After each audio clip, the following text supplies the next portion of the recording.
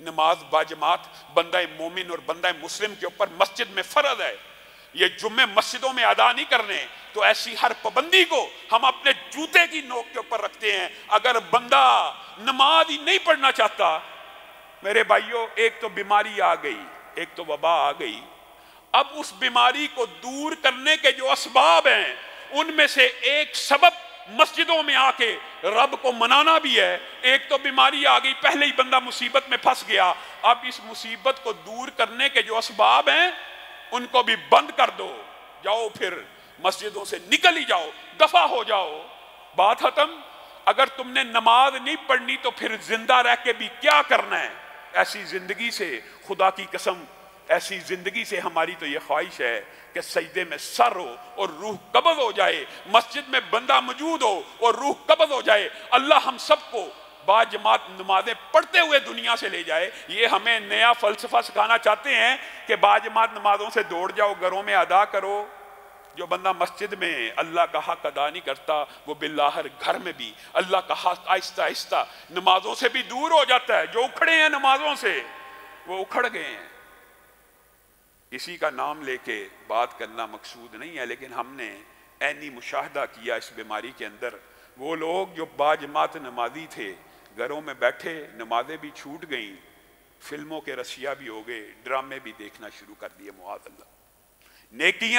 نیکیوں کو آسان کرتی ہیں اور برائیاں برے رستوں کو اور گناہوں کو آسان کرتے چلے جاتے ہیں. میرے بھائیوں، یہ نماز باجماعت، یہ تو بات ضمنی طور پہ آئی ہے تو آپ کے سامنے رکھ رہا ہوں، لیکن اگر اب بات آئی ہے تو یہ بھی سن لیجئے. مصیبتیں کیوں آتی ہیں؟ پریشانیاں کیوں آتی ہیں؟ ظہر الفساد فی البر والبحر بما کسبت ایدی الناس لیذیقہم بعض الذی عملوا لعلہم یرجعون.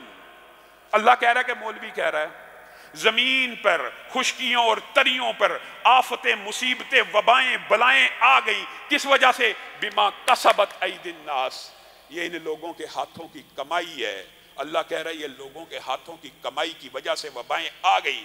لیذیقہم، تاکہ میں، اللہ تعالیٰ نے علت بھی بیان کر دی، میں ان کو مزہ چکھاؤں. کس کا؟ ان چھوٹی چھوٹی مصیبتوں کا، پریشانیوں کا، عذابوں کا. کس وجہ سے اللہ یہ بیماریاں نازل کر رہا ہے؟ اللہ تو یہ فلسفہ بیان کر رہا ہے لعلہم یرجعون، کہ شاید وہ یہ بیماریاں اور وبائیں دیکھ کے اللہ کی طرف پلٹ آئیں اور یہ بیماریاں اور وبائیں دیکھ کے مسجدوں کو بند کر دیں. یہ اللہ کہہ رہا ہے کہ اس لیے نازل ہوئی بیماریاں، وبائیں، تاکہ لوگ مسجدوں میں آئیں، تاکہ لوگ اللہ کی طرف رجوع کریں. صحابہ کا یہ طرز عمل تھا. جب آسمان سے بلائیں اور وبائیں آتی آپ مسجدوں میں پناہ لیتے اور اللہ کی بارگاہ میں آ کے گڑ گڑاتے، اللہ تعالیٰ وبائیں اور بلاؤں کو دور کر دیتا. یہاں پہ الٹا فلسفہ ہے.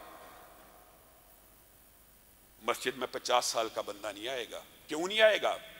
پارلیمنٹ میں 60-70 سال کا بندہ جا سکتا، مسجد میں نہیں آ سکتا. مسجد میں آؤ، باوضو ہو کے آؤ. جس کا وضو ٹوٹ گیا وہ گھر چلا جائے. وضو خانے بند ہوں گے. کیوں بند ہوں گے؟ ایس او پیز بنانے والوں کی عقل کے اوپر بھی ماتم ہے. جہاز سے باہر ایئرپورٹ کے اوپر آپ کھڑے ہوں گے، 3 فٹ کا فاصلہ ہے. مسجد میں کتنا ہونا چاہیے؟ 6 فٹ کا. وہ جو 3 فٹ کا فاصلہ ایئرپورٹ کے اندر ہے، جہاز میں بیٹھ جاؤ 1 ملی میٹر کا بھی نہیں رہے گا. 1 ملی میٹر کا بھی نہیں رہے گا. کیسی شیطان نے کیسا وسوسہ ڈال دیا. وَلَنُذِيقَنَّهُمْ مِنَ الْعَذَابِ الْأَدْنَى دُونَ الْعَذَابِ الْأَكْبَرِ، اور ہم انہیں مزہ چکھائیں گے چھوٹے چھوٹے عذابوں کا اس بڑے عذاب سے پہلے. لَعَلَّهُمْ يَرْجِعُونَ، کہ شاید وہ ہماری طرف لوٹ آئیں. اللہ تو یہ چاہتا ہے بندے اس کی طرف لوٹ آئیں، اور لوٹنے کی جو جگہیں ہیں، جو شفا کے مراکز ہیں، ہمارے حکمران اور انتظامیہ چاہتی ہے انہی کو بند کر دیا جائے. فَأَخَذْنَاهُمْ بِالْبَأْسَاءِ وَالضَّرَّاءِ لَعَلَّهُمْ يَتَضَرَّعُونَ، اور ان کو مصیبتوں نے، بلاؤں نے، مولوی نہیں کہہ رہا، اللہ کہہ رہا ہے ان کو مصیبتوں میں اور بلاؤں نے آن پکڑا، گھیر لیا. فَأَخَذْنَاهُمْ بِالْبَأْسَاءِ، ہم نے، اللہ یہ بھی کہہ رہا ہے مصیبتیں اللہ ہی نازل کرتا ہے، بیماریاں اللہ ہی نازل کرتا ہے. فَأَخَذْنَاهُمْ بِالْبَأْسَاءِ وَالضَّرَّاءِ لَعَلَّهُمْ यतज़र्रऊन, हमने मुसीबतों में डाला, वबाओं में डाला, परेशानियों में डाला, किस लिए? लअल्लहुम यतज़र्रऊन, ताकि वो रब के सामने आके गिड़गिड़ाएं, रोएं। फलौला इज़ जाअहुम बअसुना तज़र्रऊ, और जब बलाएं आ गई, पकड़ लिए गए, फलौला, तो वो क्यों ना रोए, वो क्यों ना गिड़गिड़ाए? फलौला, अल्लाह कह रहे लौला, फलौला इज़ जाअहुम बअसुना तज़र्रऊ, जब उनके ऊपर ये वायरस आ गया, ये बीमारियां आ गई, वो अल्लाह की बारगाह में आके क्यों ना गिड़गिड़ाए, क्यों ना रोए? क्यों कह रहा है अल्लाह? रोते तो अल्लाह ये बीमारियां दूर कर देता, ये वबाएं उठा लेता, ये परेशानियां और मुसीबतें खत्म कर देता। वलाकिन ज़य्यना लहुमुश शैतान, वलाकिन कसत कुलूबुहुम, लेकिन उनके दिल सख्त हो गए। मेडिकल साइंस के ऊपर कुल्ली एतमाद आ गया। वलाकिन कसत कुलूबुहुम व ज़य्यना लहुमुश शैतान, और आइसोलेशन को शैतान ने मुज़य्यन कर दिया, और वो समझने लगे सिर्फ एहतियात ही खुदा है, वायरस से एहतियात बचा सकती है बस, और कोई चीज नहीं बचा सकती। अल्लाह मुआज़ अल्लाह वायरस से भी कमजोर हो गया। जो खालिक मालिक और राज़िक है, वो रब जो एक लम्हे के 1000वें हिस्से में इस दुनिया कायनात से गाफिल हो जाए, सिर्फ तवज्जो हटा ले, अपनी नजर से ओझल कर दे, तो ये कायनात एक दूसरे के ऊपर गिर पड़े, सितारे झड़ जाएं, ये रेत के जर्रात, ये पत्ते जितने अरब मौजूद हैं, एक जर्रा एक पत्ता अल्लाह की तवज्जो से, अल्लाह की आंख से ओझल नहीं है। और उस रब के सामने वायरस बड़ा ताकतवर है, सिर्फ एहतियात से बच सकता है। ये मौलवी जो है, ये लोगों को खुदकुशी की तरबियत दे रहा है। मस्जिदों में आओ, अल्लाह ताला वायरस से निजात देगा, अल्लाह भी नहीं दे सकता। मुआज़ अल्लाह, अल्लाह भी नहीं दे सकता। सहाबा का ये अकीदा था, ये ईमान था। आज वबा को फैलाया जा रहा है। दुख की बात है, पिछले साल भी रमजान आया, वबा के हवाले से प्रोपेगेंडे किए गए। इस साल भी रमजान आ रहा है, उससे पहले मंडियों और बाजारों के अंदर 60 साल का नहीं 80 साल का फर्द भी जा सकता है। मंडियों, बाजारों, पार्लियामेंट हाउस के अंदर हर बंदा जा सकता है। मेरे भाइयों, जलसों पे पाबंदी लग सकती है, जुलूसों पे पाबंदी लग सकती है, महफिल नात किरात के ऊपर पाबंदी लग सकती है, लेकिन बाजमात नमाज के ऊपर, जुम्मे के ऊपर, रमजान में मस्जिदों को बेइबाद करने की साजिशों को किसी सूरत आपने कामयाब नहीं होने देना। किस वजह से? ये कहाँ है मेरा जिस्म मेरी मर्जी के नारे लगाने वाले? बात आई है ज़िमनी तौर पे, इत्तफाकी तो आपके सामने रख रहा हूं, मेरा जिस्म मेरी मर्जी। जो औरत ये नारा लगाएगी, जो मर्द ये नारा लगाएगा, इंतजामिया और पुलिस उसकी हिफाजत करेगी, उसके जुलूसों की निगरानी करेगी। मेरा जिस्म मेरी मर्जी, अकल के अंधो, मेरा जिस्म मेरी मर्जी ही के नारे को अगर तुमने सपोर्ट करना है, तो मेरी इबादत मेरी मर्जी के नारे को तुम किस तरह नजरअंदाज कर सकते हो? मेरी इबादत मेरी मर्जी। कोई बताइए, मस्जिदों के अंदर कोई बंदा किसी को जबरदस्ती ला सकता है? जिसने आना है अपनी मर्जी से आना है। मेरा जिस्म मेरी मर्जी वाले के लिए हिफाजती हिसार कायम है, और मेरी इबादत मेरी मर्जी वाले के लिए पर्चे हैं। अजीब बात यह है, और दुख भी होता है। अस्पताल में कोई वाकया हो, MS के ऊपर पर्चा नहीं होता। किसी यूनिवर्सिटी में वाकया हो, उसके प्रिंसिपल के ऊपर, डायरेक्टर के ऊपर, वाइस चांसलर के ऊपर पर्चा नहीं होता। मस्जिद में 2 बंदे मास्क के बगैर आ जाएं, पर्चा किस पे होगा? इमाम मस्जिद के ऊपर। ये मेरी इबादत मेरी मर्जी। तुम जो कहते हो कि हर इबादत तो बुनियादी हक है, और दुख होता है इस बात के ऊपर। आप वो गुज़िश्ता साल के मनादर भूल गए हैं। हमें याद है सबसे जरा वो ट्रंप ने योम दुआ मनाया था मार्च की 1 तारीख को। ट्रंप ने योम दुआ मनाया। इटली का वजीर आजम क्या उठा कि मादी असबाब खत्म हो गए, अब आसमान से अल्लाह की मदद नाजिल होगी, तब भी बीमारियां दूर होंगी। लेकिन एक मुसलमान हुक्मरान को यह तौफीक ना हुई कि लोगों को इस चीज की तरफ दावत दे कि ये बीमारियां तेरे और मेरे हाथों की कमाई हैं, हमारे बदअमालियों की कमाई हैं। ये औरत मार्च, ये फहाशी और उरियानी का मार्च, اس دھرتی کے اوپر ہوتا ہے، زمین سے فحاشی اور یعنی اوپر جاتی ہے، صحیح حدیث ہے. پھر جب بے حیائی عروج پہ پہنچ جاتی ہے، آسمان سے ایسی ایسی بیماریاں نازل ہوتی ہیں کہ جن کے نام بھی تمہارے باپ داداؤں نے نہیں سنے ہوں گے. میرے بھائیوں، صرف ایڈز نامی ایک بیماری ہے، ایڈز. اگر عقل کے دریچے کھلے ہوں اور تعصب موجود نہ ہو، اللہ خالق و مالک کے اس عذاب سے لوگ عبرت پکڑیں. ایڈز کی بیماری اوریانی اور فحاشی اور بدکاری اور بے حیائی کی وجہ سے پھیلی ہے. کس نے وائرس بنایا ہے؟ اللہ نے بنایا ہے. اس لیے بنایا ہے لعلہم یرجعون، کہ شاید تم اللہ کی طرف رجوع کر لو. اولا یرون انہم یفتنون فی کل عام مرتن و مرتین، کیا تم نہیں دیکھتے، اللہ کہہ رہا نہیں دیکھتے کہ فلاں خاندان فلاں بندے کو ہر سال میں ایک دفعہ یا 2 دفعہ مصیبت میں ڈالا جاتا ہے. کس لیے ڈالا جاتا ہے؟ کس لیے؟ ثم لا یتوبون، پھر بھی تم توبہ نہیں کرتے. یہ اللہ تعالیٰ بڑے عذاب سے قبل چھوٹے عذاب بندوں کی ہدایت اور رہنمائی کے لیے نازل کرتا ہے. اور آپ نے اس رمضان کو اویل کرنا ہے. اس رمضان کے اندر اللہ کے فضل و کرم سے یہاں پہ دروس بھی ہوں گے.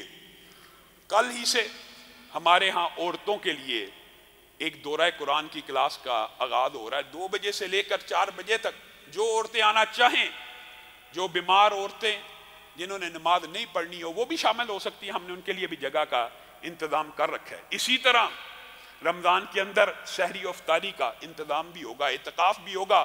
دروس کے اشتہار باہر لگ چکے ہیں، آپ سب ساتھی ان میں بھی شریک ہو. لیکن رمضان کے حوالے سے جو نہایت اہم عبادات ہے ان میں سے ایک عبادت یہ بھی ہے کہ اللہ کے راستے میں خوب خرچ کیا جائے. اور یہ خرچ کرنے کی عبادت کا رمضان کے ساتھ خاص تعلق کیا ہے؟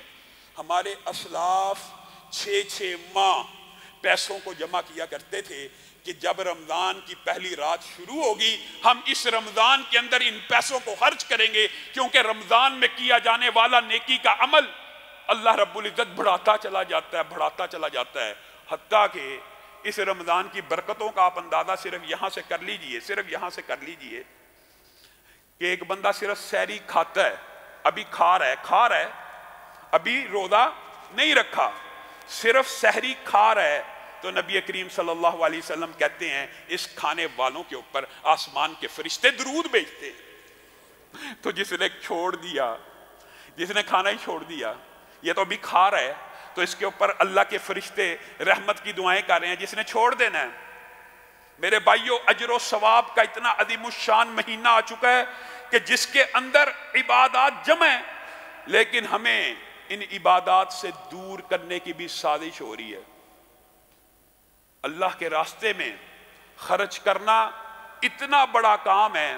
آپ نے حدیثیں سنی ہوں گی کہ حالت نماز کے اندر فلاں شیطان آتا ہے، نماز میں سے کچھ چوری کر لیتا ہے، فلاں نیکی کرنے لگتا ہے، فلاں شیطان آتا ہے.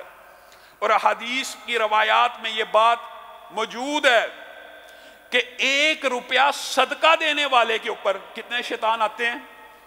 بعض روایات کے الفاظ زیادہ ہیں، اور بعد میں 70 شیطان 1 روپیہ کوئی بندہ جیب سے نکالنے لگے نا، اس کے دماغ میں وسوسہ ڈالنے کے لیے 70 شیطان آتے ہیں. تیرے بچے کی فیس رہتی ہے، تیرے گھر میں دوائی آنے والی ہے، تیرا بجلی کا بل آنے والا ہے، تیرے یہ معاملات رہتے ہیں. 1 روپیہ خرچ کرنے کے لیے جب بندہ جیب سے نکالتا ہے، بتائیں اس کی نیکی کے پیچھے کیا حکمت ہوگی کہ 1 روپیہ نماز کے اندر 1 شیطان، مختلف نیکیوں کو روکنے کے لیے 1 شیطان، اور اللہ کے راستے میں دینے کے لیے 70 شیطان آتے ہیں. اور حدیث کے الفاظ ہیں جب بندہ 1 روپیہ دے دیتا ہے تو ان 70 شیاطین کے جبڑے ٹوٹ جاتے ہیں، پھٹ جاتے ہیں، کہ وہ انسان کو وسوسہ ڈال رہے ہوتے ہیں. میرے بھائیوں،